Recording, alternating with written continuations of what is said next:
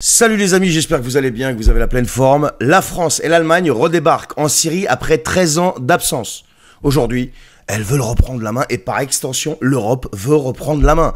Mais soyons quand même clairs, parce que derrière ces sourires diplomatiques bien hypocrites, c'est quand même une grosse partie très serrée qui se joue là-bas et elle pourrait tout changer. Et on pourrait se demander encore qui contrôle vraiment le jeu là-bas.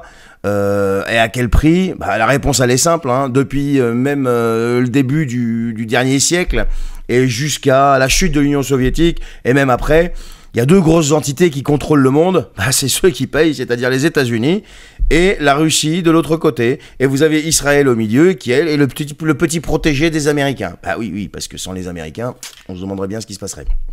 Bref, là n'est pas la question. Ce qu'il faut savoir, c'est que depuis la chute de Bachar el-Assad en décembre dernier, eh bien l'Europe réinvestit Damas. Ils ont ouvert des ambassades, ils font des visites surprises, ils parlent de stabilité, de transition pacifique. Mais qu'est-ce que ça veut dire tout ça? Mais en fait, ce que ça veut dire, c'est tout simplement que l'Europe tente de se réinvestir pour tenter de contrôler les flux migratoires et garder les réfugiés loin des frontières européennes. Voilà, parce que ce qui se passe actuellement au niveau de l'immigration, ils ont du mal à le contrôler.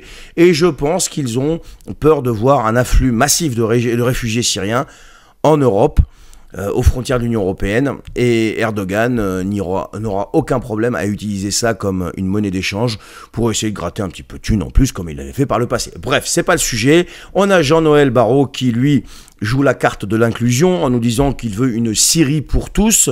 Et on a Annalena Baerbock qui, elle, exige des élections rapides.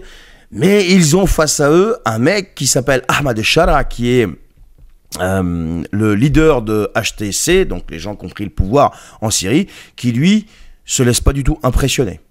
Et d'ailleurs, il a refusé même la poignée de main à la ministre allemande, quoi, parce que c'était une femme. Voilà.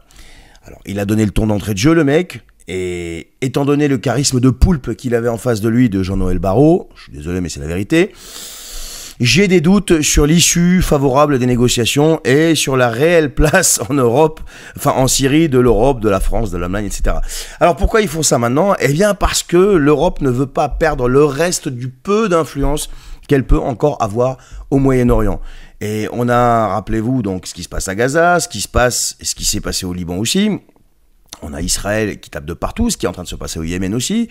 Donc tout le monde est à bout de souffle là-dedans. Et la Syrie, étant donné les enjeux et les intérêts d'une part stratégique, d'une part... Alors quand je dis stratégique, la Syrie, c'est le milieu de l'axe irano-syrien, Hezbollah, je sais pas comment on dit, un trio comme ça, bref, on s'en fout, vous avez compris. Et donc c'est stratégique pour ces gens-là d'un côté, et c'est aussi au niveau de l'énergie. On parle du gaz en Méditerranée, on parle du pétrole, et j'en passe, c'est des meilleurs.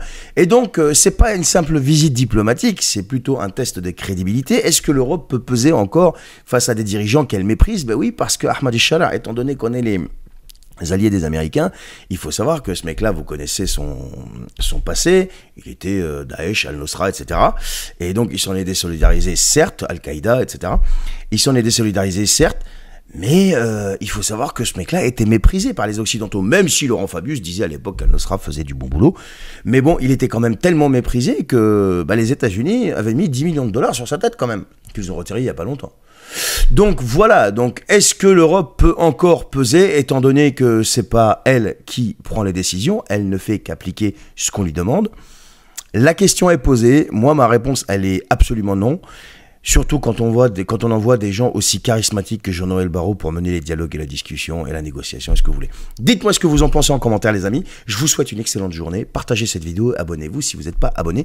Je vous en remercie. Prenez soin de vous, à bientôt.